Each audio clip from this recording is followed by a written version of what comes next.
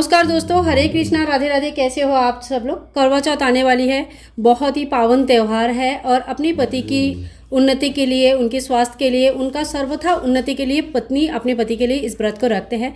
तो आप जरूर इस व्रत को रखिए, ठीक है। और व्रत में आवश्यक सामग्री क्या क्या है, चलिए वो पहले देख लेते हैं। तो सबसे पहले जहाँ पे हम पूजा करेंगे उसके लिए आप इस तरह का कोई एक चौकी, पटला, पट्टा जो भी आप लेना चाहते हैं, एक पटला ले लीजिएगा।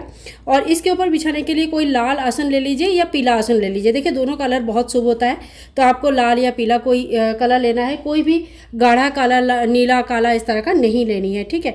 इसके साथ साथ ही देखिए हमें कड़वा माता का एक फ़ोटो चाहिए होता है। तो देखिए इस तरह का फ़ोटो आता है, मार्केट में बहुत आसानी से मिल जाता है।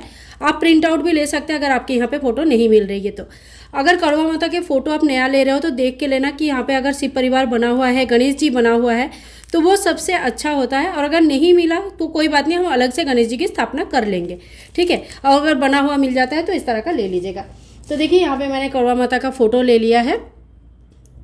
अब इसके साथ साथ हमें चाहिए होता है कड़वा। तो देखिए इस तरह का मैंने घर पे भी डिज़ाइन किया है, आप इस तरह का घर पे भी डिज़ाइन कर सकते हैं। इसके ऊपर ढक्कन होना चाहिए, गले में इस तरह का मौली बांध लीजिएगा।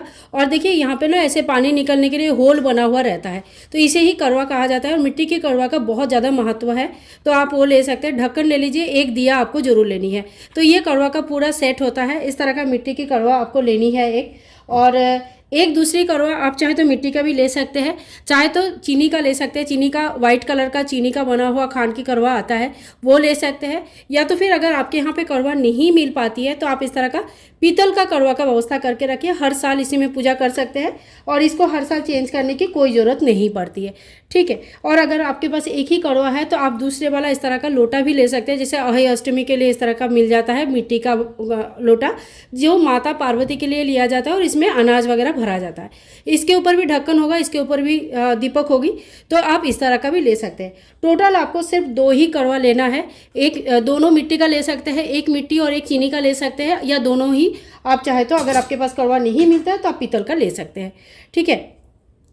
इसके बाद देखिए सुहाग के पूजा होता है ये, तो कड़वा माता के लिए एक चुनरी आप ले सकते हैं। जो भी भगवान के, माता रानी के लिए जो चुनरी होता है ना, वही चुनरी हमें लेना होता है। तो यहाँ पे चुनरी ले लिया और कुछ सुहाग की सामग्री हमें अर्पण करना होता है।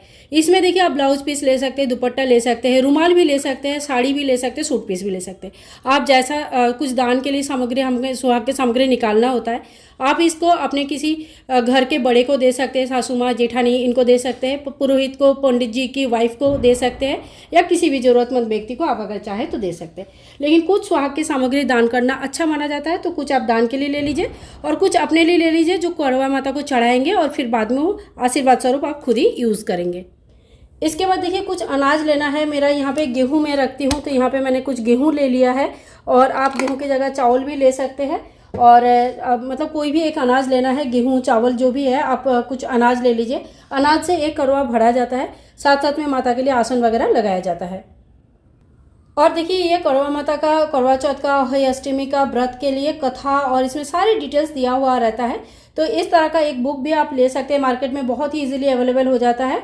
तो दीपावली के लिए पूरा इस समय जो जो बड़े बड़े त्यौहार आता है, वो सारे त्यौहार का चीज़ें यहाँ पे इन्फॉर्मेशन दिया रहता है और व्रत कथा भी लिखा रहता है। और देखिए करवा चौथ का जो फोटो आता है ना, इसके नीचे भी व्रत कथा, छोटा सा एक व्रत कथा दिया रहता है, तो आप यहाँ से भी डायरेक्ट पढ़ सकते हैं। अगर आपके पास बुक नहीं है या आपके यहाँ पे बुक नहीं मिलती है तो कोई बात नहीं, आप जो है ना वहाँ से भी पढ़ सकते हैं।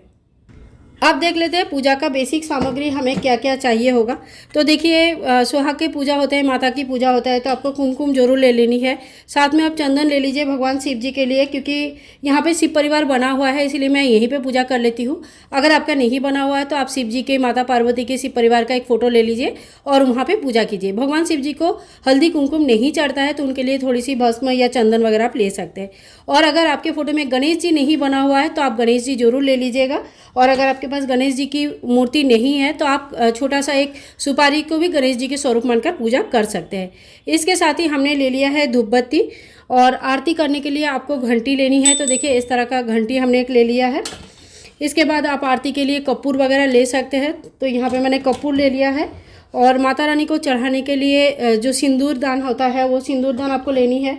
और आपका अगर झूठा सिंदूर है, आपने पहन के रखा है यहाँ से, तो आप इस सिंदूर को माता रानी को मत चढ़ाइएगा। इसमें नया सिंदूर भर के फिर चढ़ाया जाता है। इसके बाद देखिए कुछ बतासा वगैरह आप जरूर ले लीजिए। जो भी मीठा आपके यहाँ पे बनेगा वो सारी चीज़ें तो लेनी ही है। अपने अपने घर के परंपरा के हिसाब से जो भी आपके घर में मीठा बनता है वो सारी चीज़ें आप ले लीजिए। साथ में बतासा आपको जरूर लेनी है।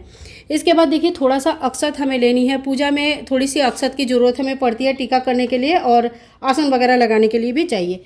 भगवान गणेश जी के लिए आपको थोड़ा सा एक जेनोई और कलावा लेना है। वस्त्र स्वरूप चढ़ाने के लिए जेनोई और कलावा चाहिए होता है, तो आप जेनोई ले, जेनोई आप 2 भी ले सकते हैं, एक भगवान शिव जी के लिए और एक गणेश जी के लिए। इसके साथ ही दिया जलाने के लिए हमें माचिस ले लेनी है और एक घी का दीपक आपको सबसे पहले पूजा में सबसे पहले प्रज्वलित करके पूजा शुरू करना चाहिए। तो एक घी का दीपक आप ले लीजिए। और देखिए ये जो दीपक होता है इसमें से एक दीपक का जो कड़वा होता है ये पूरा चांद को अर्घ्य दिया जाता है। तो ये चांद के लिए दीपक होती है, तो छत पे या जहाँ से भी आप चांद देखेंगे वहाँ पे छोड़ के आना होता है। दूसरी जो माता पार्वती की दीपक होती है वो चौकी में ही प्रज्वलित रहती है। और साथ साथ में आपको कुछ दक्षिणा वगैरह ले लेनी है पूजा में रही कमियों को पूरा करने के लिए। इसके बाद देखिए आपके शादी के जो नथ वगैरह है, शादी के जो सुहाग की निशानी होती है जिसे पहन के शादी वगैरह होता है, तो ये नथ वगैरह और मांग टीका, ये जो मांग टीका होता है, ये सारी चीज़ें, मंगलसूत्र जो भी मतलब शादी के आपके शादी में यूज़ हुआ है, जो पहन के आपकी शादी हुई है, तो वो सारी चीज़ें आप जरूर ले लीजिए। यही पहन के पूजा किया जाता है। अगर आपके पास है तो आप ले सकते हैं और अगर नहीं है तो शादी के बाद भी अगर बनवाया होगा कभी है तो वो सारी चीज़ें पहनकर कर सकते हैं।